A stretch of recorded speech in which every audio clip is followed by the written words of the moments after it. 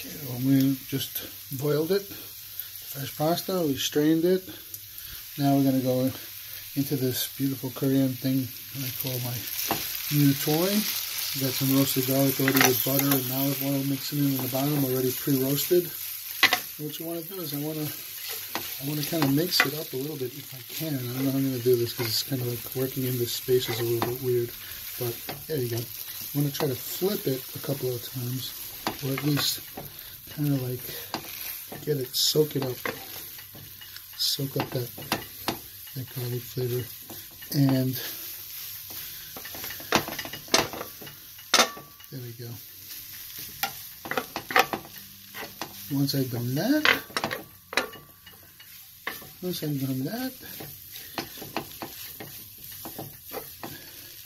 what I want to do is I'm going to kind of like, I want to sear that. I'm going to add 2 cans of Real tuna, Ecuadorian's best, in oil. I'm going to add some mayo to that. The flavor's already in there, so maybe just a little bit of salt and pepper at the very end to taste. But what I'm doing right now is just basically just tossing this a little bit. See if I can do it with the phone in my hand.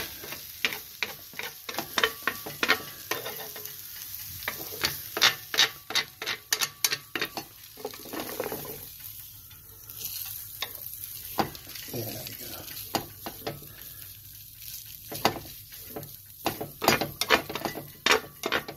Pull it in from the sides. I don't want it to really.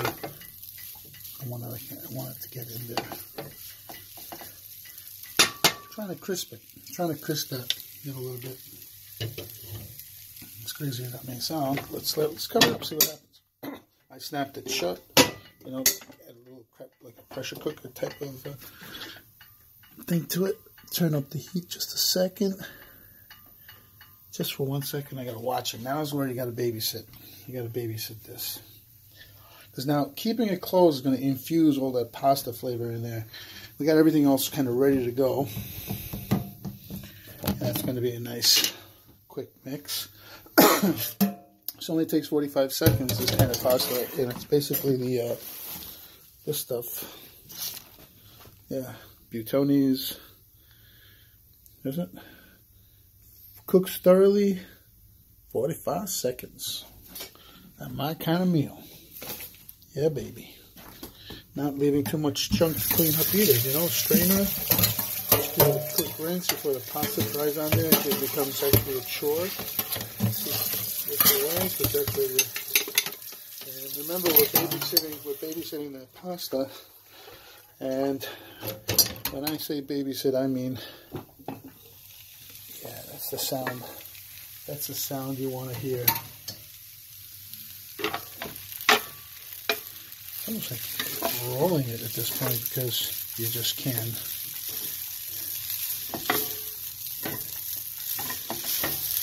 I think it's good. It didn't get the effect that I wanted. I would have been probably better in a big frying pan, you know, open air, because then it'll crisp, almost like a pan fried noodle. But I don't want to get it too crazy. But I do like it a little bit textured. So let's stop it right there, and see if I can fix this someplace where you can actually show what I'm doing. Right there. There we go. Okay. I need 2 minutes for this. Alright, so I'm going to take this pasta. Okay, and I'm going to transfer it. Definitely want it to cool because I'm going to be adding the mayonnaise. So we're going to let it chill out a little bit. I probably could let it chill out right then and there. You know? And that's probably what I should do. Yeah. Let's do that. Let's let it breathe. I shut everything off. Let that breathe. And then we will... That looks good.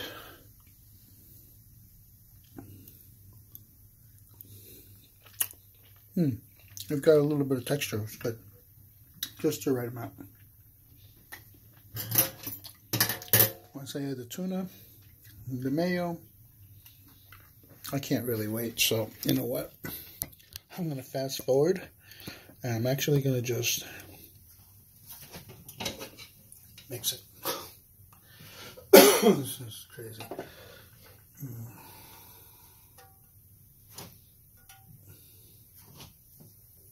Oh, that was close. Could have turned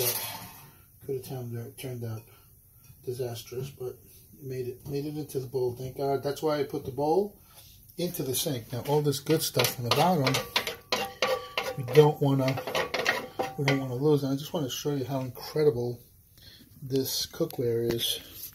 It's like nothing is stuck. It's just so amazing. And I'm using wood because I learned my lesson. I used I think it was a knife, and you see that little digit right there, right at the corner? That's actually because of a knife.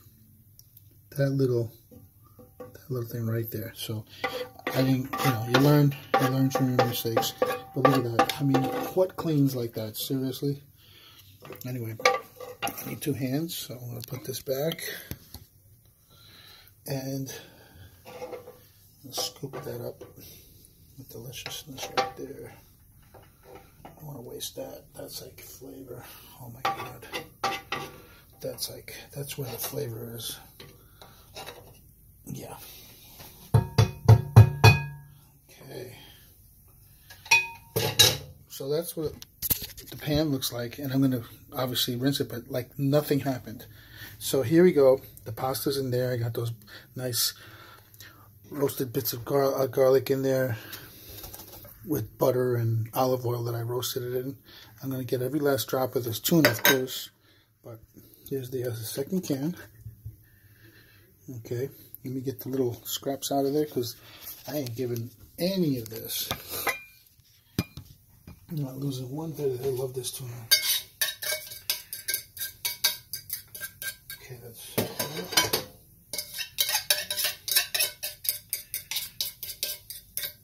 Okay. What I like to do with the tuna cans so they don't smell in the garbage is put a little dab of soap, liquid detergent inside, and rinse them out like right away. So even before I dump them, on the outside too, where the oil has kind of been smeared, and throw out the cans.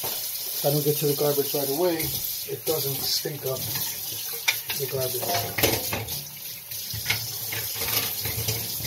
So, okay, rinse that stuff out. Let me go back here. We're still recording. Great. Okay, we got the tuna.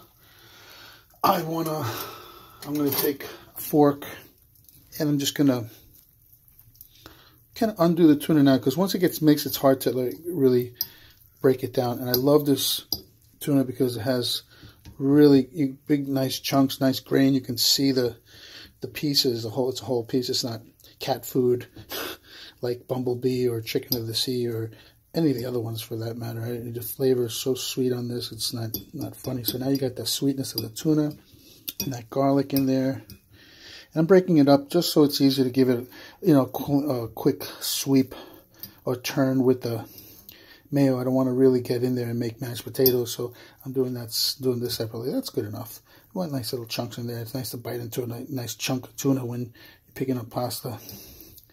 But you also want to distribute it evenly. You want even amounts. So now comes my favorite. But doctors tell you not to put.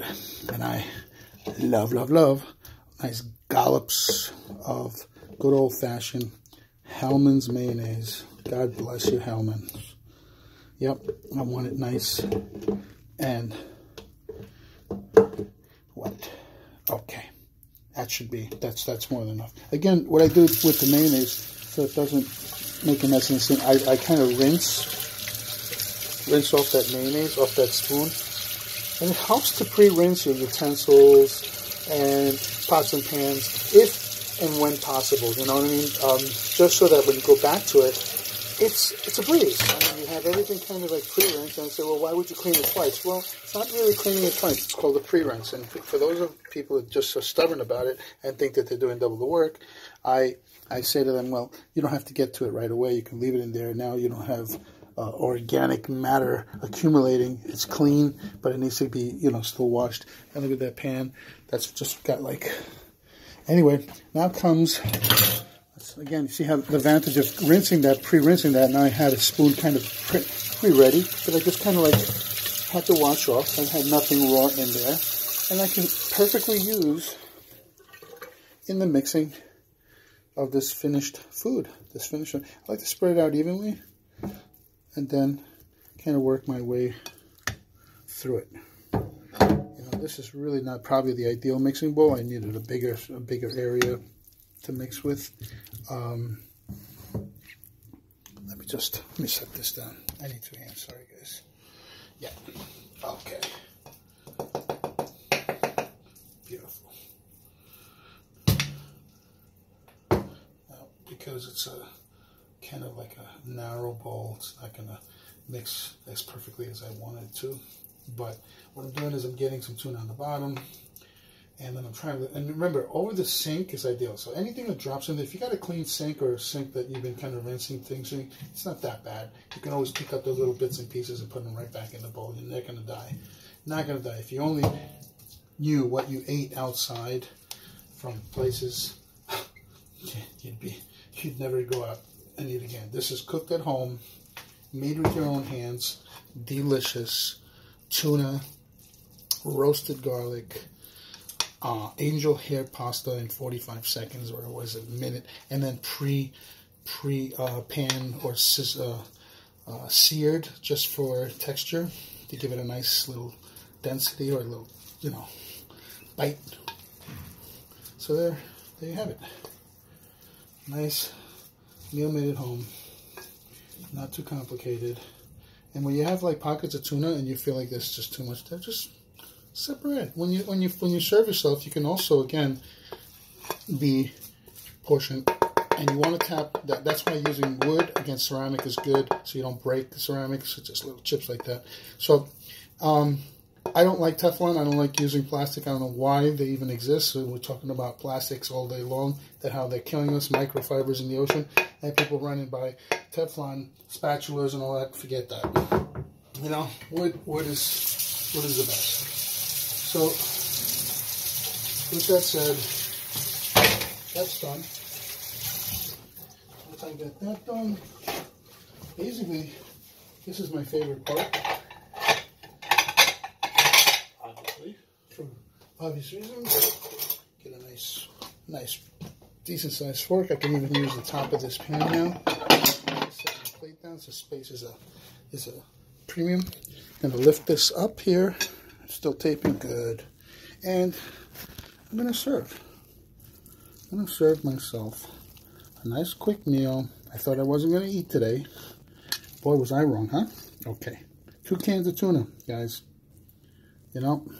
Really amazing meal with very little effort. I'm going to set this down here. I'm going to run with this. And wow. Seriously, wow. All right, well, that's